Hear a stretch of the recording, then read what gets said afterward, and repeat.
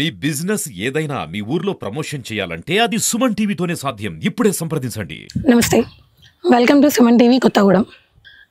కలియుగ ఆదిపురుషుడు, పాపాలని తొలగించే అధినాయకుడు, 7 కొండల పైన వెలసిన దేవదేవుడు శ్రీ వెంకటేశ్వరుడు.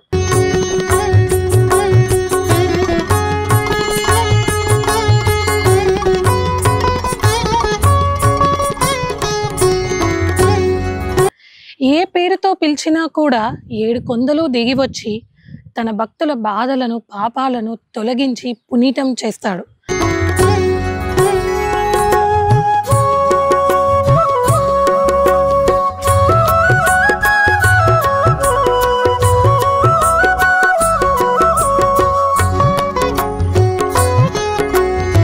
అటువంటి శ్రీ వెంకటేశ్వర స్వామివారి మహిమలు ఎన్నో.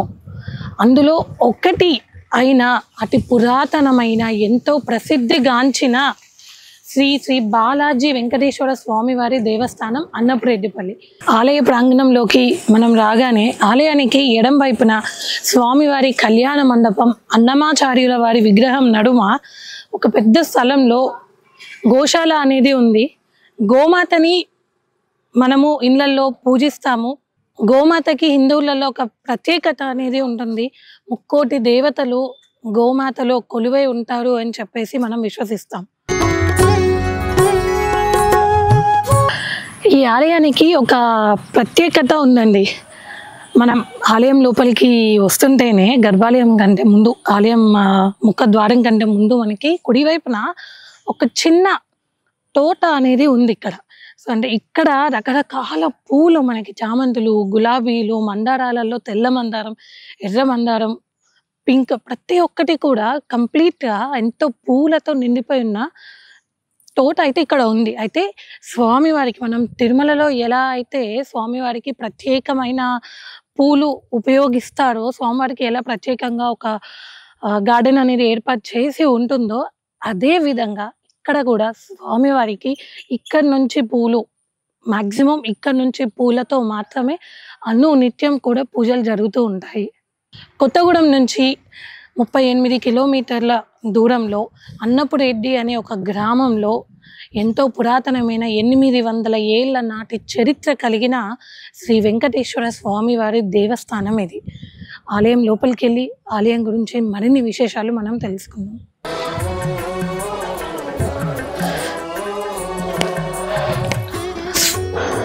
స్వామివారి ఆలయ ప్రాంగణంలోకి రాగానే ఎంతో పవిత్రమైన భావం, ఆహ్లాదకరమైన వాతావరణంతో దేవస్థానానికి 4 వైపులా కూడా రాజగోపురాలు నిర్మించి ఉన్నాయి. ప్రతి ఒక్క రాజగోపురం పైన దేవతామూర్తుల విగ్రహాలతో చూడడానికి ఎంతో భక్తి భావం ఉప్పొంగే విధంగా దేవాలయం ఉంది. మనకి తిరుమలలో ఏ విధంగా అయితే స్వామివారికి అభిషేకాలకి, స్వామివారికి వినియోగించడానికి ప్రత్యేకంగా నీరు అనేది ఉంటుందో, ఇక్కడ కూడా ఆలయం లోపలికి రాగానే ఈశాన్యంలో ఒక బావి అనేది ఉంది. ఇక్కడ నుంచే స్వామివారికి జరిగే ప్రతి ఒక్క అభిషేకపు నీళ్లు ఈ బావి నుంచే ఉపయోగించాయి. ఈ బావి నీరే స్వామివారి అభిషేకానికి ఉపయోగించడము, తీర్థంగా ఉపయోగించడం అనేది జరుగుతుంది. ఈ బావి స్వామివారికి ఎన్ని ఏళ్ళ చరిత్ర ఉందో అన్ని ఏళ్ళ చరిత్ర కలిగిన బావి. మనం ఆలయ ప్రాంగణంలోకి రాగానే మోక్షమిచ్చు నామం శ్రీవారి నామం, ముక్తి నొసగు ధామం శ్రీవారి పాదాలు. ముందుగా మనకి ఇక్కడ శ్రీవారి పాదాలు మనకి దర్శనం ఇస్తాయి. దీని వెనకాలనే మనలో ఉన్న చెడు గుణాలన్నీ ఇక్కడే వదిలేసి స్వామివారి దగ్గరికి వెళ్ళాలి అన్నట్టుగా బలిపీఠం, దాని వెనుక శంకు చక్ర తిరునామాలతో ఉన్న స్వామివారి ధ్వజస్తంభం. ప్రస్తుతం ఇక్కడ ఆలయంలో మనకి ఈ ఆలయానికి సంబంధించిన శిలా శాసనం కూడా ఉంది. సుమారు 800 సంవత్సరాల క్రితం, అంటే 18వ శతాబ్దంలో కాకతీయులు పరిపాలించే కాలంలో కాకతీయుల సేనాధిపతి, ఈ అన్నపురెడ్డి పల్లికి సేనాధిపతి అయిన అన్నపురెడ్డి అనే ఒక సేనాధిపతి స్వామివారి మీద భక్తి విశ్వాసాలతో, అపారమైన ప్రేమతో ఇక్కడ ఈ ఆలయాన్ని ప్రతిష్ఠించారు.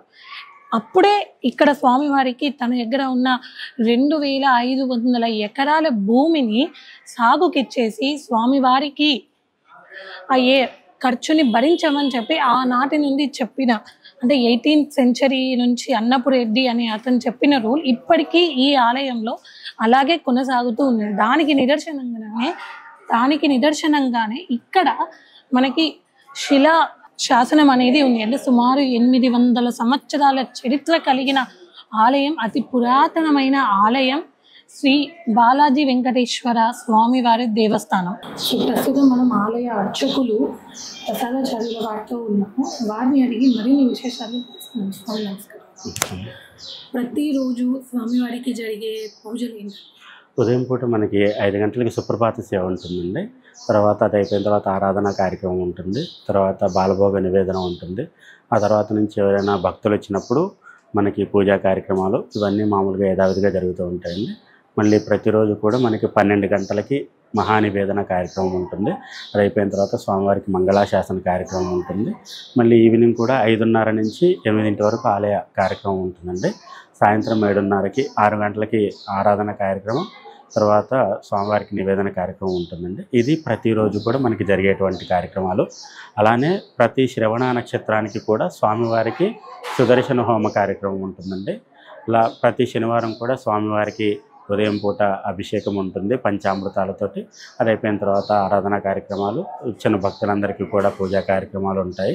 ఇప్పుడు 10:30కి కళ్యాణ కార్యక్రమం మొదలవుతుందండి. ఇది మనకి శనివారం కార్యక్రమం అండి. ప్రతి శనివారం కళ్యాణం ఉంటుందండి. ఆలయంలో కొన్ని 800 ఏళ్ల నాటి నుంచి వెలుగుతున్న అఖండ దీపం ఉంది అని చెప్తున్నారు. అవునండి, నిజమేనండి. మనకి ఈ మూలకు ఉంటుందండి, అది లోపటికి అది కనిపించదండి. మనకి అమ్మవారి దగ్గర కూడా అఖండ దీపారాధన ప్రతి నిత్యం కూడా ఉంటుందండి. మనకి స్వామివారి దగ్గర నిత్యం 6 దీపాలు వెలుగుతూ ఉంటాయండి.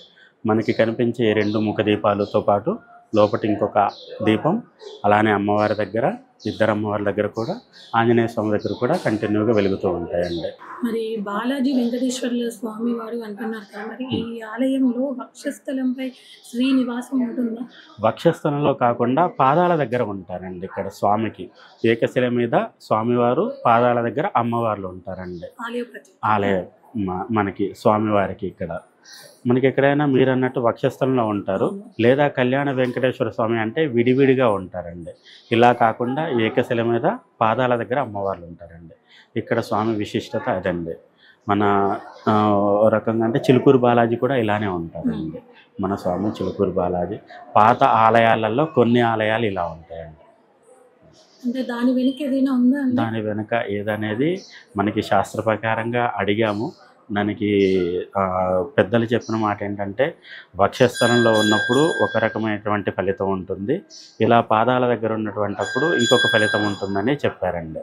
అంటే ఎటువంటి ఫలితం ఉంటుంది? స్వామివారి పాదాల చెంత లక్ష్మీ అమ్మవారి పాదాల దగ్గర ఉన్నప్పుడు మనకి స్వామిని అడిగినప్పుడు ఏదైనా కోరికలు, అంటే మనకి ఏదైనా తల్లిని అడిగితే త్వరగా అవుతుంది పని.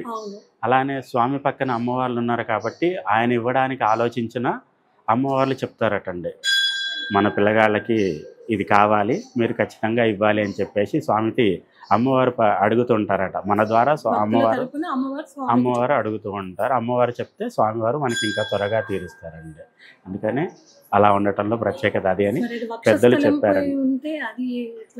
వక్షస్థలంలో ఉన్నా కానీ అమ్మవారు అలానే చెప్తారండి. మనకి ఏదైనా కూడా అమ్మవారి ద్వారానే స్వామివారు ఇస్తారటండి. మనకి ఏదైనా కావాలి అన్నప్పుడు, అంటే మన స్వామికి ఎక్కడైనా సరేనండి, మనం ఏదైనా కావాలి అన్నప్పుడు వీరికి ఇది ఇవ్వాలా వద్దా అని స్వామి ఆలోచిస్తారండి. కానీ అమ్మవారు ఏం చేస్తారంట, ఇది ఖచ్చితంగా ఇవ్వాలి పిల్లలకి అని చెప్పి అమ్మ రికమెండేషన్ చేసి ఇస్తుందండి. మనకి వక్షస్థలంలో ఉన్నా ఇలా ఉన్నా కానీ అదే ఫలితం ఉంటుంది. ఇలా ఉన్నప్పుడు ఏంటంటే ఇంకా కొంచెం ఎక్కువగా చెప్తారటండి. అది మనకి పెద్దలు చెప్పారు, పెద్దలు చెప్పిన మాట అది. స్వామివారిని ప్రతిష్ట చేసినప్పుడే ఇక్కడ ఆంజనేయ స్వామిని కూడా ప్రతిష్ట చేయడం అనేది జరిగింది. ఇక్కడ స్వామివారు మనకి సింధూర వర్ణంలో ప్రసన్నాంజనేయ రూపంలో దర్శనమిస్తూ ఉంటారు. ప్రతి మంగళ శని వారాలలో స్వామివారికి ప్రత్యేకమైన ఆకు పూజలను ఇక్కడ నిర్వహిస్తూ ఉంటారు. మనతో అన్నప్రతిపల్లి బాలాజీ ఆలయ ఈవో గారు ఉన్నారు. సార్ని అడిగి మనం మరిన్ని విషయాలను తెలుసుకుంది. సార్, మరి ఎంతో చరిత్ర కలిగిన ఈ ఆలయానికి భక్తులు ఎక్కడెక్కడి నుంచో వస్తున్నారు కదా, వాళ్ళకి తగిన ఏర్పాట్లు, వసతి గృహాలు ఉన్నాయా? ఉన్నాయండి. అయితే ఇప్పుడు ఈ భద్రాద్రి కొత్తగూడెం జిల్లా అన్నపరెడ్డిపల్లి గ్రామంలో వేంచేసి ఉన్న శ్రీ బాలాజీ వెంకటేశ్వర స్వామి దేవస్థానం చాలా పురాతనమైనది. సుమారు 1200 సంవత్సరంలో ఈ ఆలయం నిర్మాణం జరిగినట్టుగా అన్నపురెడ్డి అనేటువంటి రాజు ఇక్కడికి వస్తూ ఇక్కడ బస చేసి ఇక్కడ ఆయన ఇష్టదైవమైనటువంటి వెంకటేశ్వర స్వామిని ఇక్కడ ఒక మందిరంగా ఏర్పరిచి ఆ ఒక దేవాలయ భూమికి ఇప్పుడు ఉన్నటువంటి భూమిని కూడా వారు ఇచ్చినట్టుగానే శాసనాల ద్వారా తెలుస్తుంది. ఆ తర్వాత ఈ దినదిన ప్రవర్ధమానమైన తర్వాత ఈ దేవాలయాన్ని పునర్నిర్మాణం చేసి చుట్టూరు ప్రాకార మండపము మరియు భక్తులు ఉండటానికి టీటీడీ వారి యొక్క సహకారంతో పెద్ద సత్రం కూడా ఏర్పాటు చేయడం జరిగింది. ఇక్కడ ప్రతి శనివారం కూడా స్వామివారి కళ్యాణం జరుగుతుంది. బ్రహ్మోత్సవాలు పాల్గొన పౌర్ణానికి బ్రహ్మోత్సవాలు కూడా జరుగుతాయి. ధనుర్మాసంలో గోదామ్మవారి కళ్యాణం కూడా జరుగుతుంది. ఇంకా ఆలయాన్ని అభివృద్ధి చేయడానికి ఇంకా ఏవైనా పనులు చేపట్టారా? ఇక్కడ ఆలయంలో కొత్తగా దేవాలయ అభివృద్ధి నిమిత్తం ఆదాయం నిమిత్తం కూడా ఇక్కడ మనకి ఒకటి షాపింగ్ కాంప్లెక్స్ ఒకటి కడదామని చెప్పేసి అదే ఆలోచనలో ఉన్నాం. అట్లనే ఇక్కడ గోవులు ఉన్నాయి. ఆ గోవులకు కూడా ఒక గోశాల నిర్మాణం చేసి ఆ గోవులకు కూడా పర్మనెంట్గా ఒక శాల ఏర్పాటు చేయాలని చెప్పేసి ఆలోచన కూడా ఉంది. స్వామివారికి ఎప్పుడు పూలు కావాలని చెప్పేసి ఉద్దేశంతో ఇక్కడ పూల తోట కూడా కొత్తగా ఏర్పాటు చేయడం జరిగింది. అది కాకుండా స్వామివారికి కోనేరు అవసరం అని చెప్పేసి ఉద్దేశంతో కోనేరు కూడా నిర్మాణం చేయాలనేటువంటి భక్తుల విరాళంతో ఈ యొక్క కార్యక్రమాలన్నీ చేయాలని చెప్పేసి ఆలోచనతోనే ఉన్నాం. అంటే స్వామివారికి 2500 ఎకరాల భూమి ఉంది అన్నారు. అవును, ఇప్పుడు అదే చెప్పింది. అది ఎక్కడ ఉందండి? ఇప్పుడు దాని మీద ఆదాయం స్వామివారికి వస్తుందా? వస్తుంది.